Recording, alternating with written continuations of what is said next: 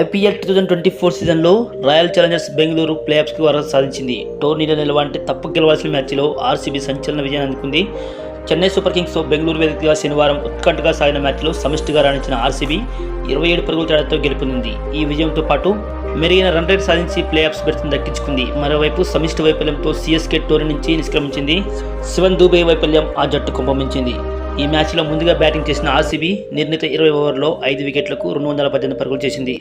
విరాట్ కోహ్లీ 29 బంతుల్లో 3 ఫోర్లు 4 సిక్స్ల సాయంతో 47, మ్యాక్స్వెల్ 5 బంతుల్లో 2 ఫోర్లు 6తో 16, డూప్లెసెస్ 39 బంతుల్లో 3 ఫోర్లు 3 సిక్స్లతో 54 విధ్వంసకర బ్యాటింగ్తో చెలరేగారు. రజిత్ పటిదార్ 23 బంతుల్లో 2 ఫోర్లు 4 సిక్స్లతో 41, కామరన్ గ్రీన్ 17 బంతుల్లో 3 ఫోర్లు 3 సిక్స్లతో 38 నాట్అవుట్ కీలక ఇన్నింగ్స్ ఆడారు. చెన్నై బౌలర్లో శార్దుల్ ఠాకూర్ 2 వికెట్లు తీయగా మిచెల్ శాంటర్, తుషార దేశపాండే తలో వికెట్ తీశారు. అనంతరం లక్ష్యాన్ని దిగిన సీఎస్కే నిర్ణీత 20 ఓవర్లలో 7 వికెట్లకు 191 పరుగులు చేసింది. రచిన్ రవీంద్ర 37 బంతుల్లో 5 ఫోర్లు 3 సిక్స్లతో 61, రవీంద్ర జడేజా 22 బంతుల్లో 3 ఫోర్లు 3 సిక్స్లతో 42 నాట్అవుట్. ఎంఎస్ ధోని 13 బంతుల్లో 3 ఫోర్లు 1 సిక్స్తో 25 పరుగులు చేసిన ఫలితం లేకపోయింది. ఆర్సీబీ బౌలర్లు ఎస్ దయాల్ 2 వికెట్లు తీసుకొని 42 పరుగులు తీశాడు. గ్లెన్ మ్యాక్స్వెల్, మహమ్మద్ సిరాజ్, లాగి ఫెర్గ్యూసన్, కామరన్ గ్రీన్ తలో వికెట్ పడగొట్టారు.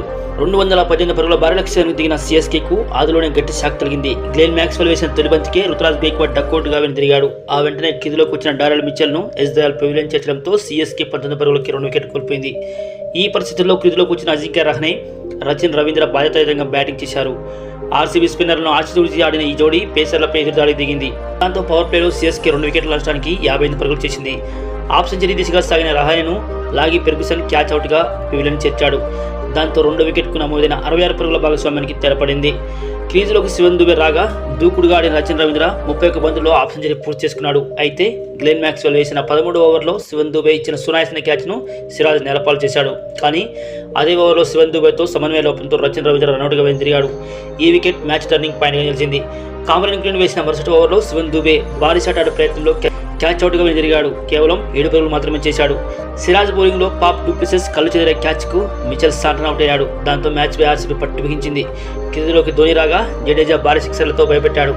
ఎస్ దయాల్ వేసిన 17 ఓవర్లో 13 పరుగులు చేసిన ఈ జోడీ సిరాజ్ వేసిన 18 ఓవర్లో 15 పరుగులు పెనుకుంది. దాంతో మ్యాచ్ ఉత్కంఠగా మారింది. సీఎస్కే ప్లే ఆఫ్స్ చేరాలంటే 12 బంతుల్లో 35 పరుగులు అవసరమయ్యాయి. ఫెర్గ్యూసన్ వేసిన 19 ఓవర్లో జడేజా 6-4 బాధగా ధోని బౌండరీతో 8 పరుగులు వచ్చాయి. దాంతో ఆఖరి ఓవర్లో సీఎస్కేకు 17 పరుగులు అవసరమయ్యాయి. ఎస్ దయాల్ వేసిన ఆఖరి ఓవర్లో తొలి బంతికి ధోని సిక్సర్ బాది మరుసటి బంతికి అవుట్ అయ్యాడు. తర్వాత 2 బంతుల్లో ఎస్ దయాల్ సింగిల్ మాత్రమే ఇవ్వడంతో చివరి 2 బంతులకు 10 పరుగులు చేయాల్సిన పరిస్థితి ఏర్పడింది.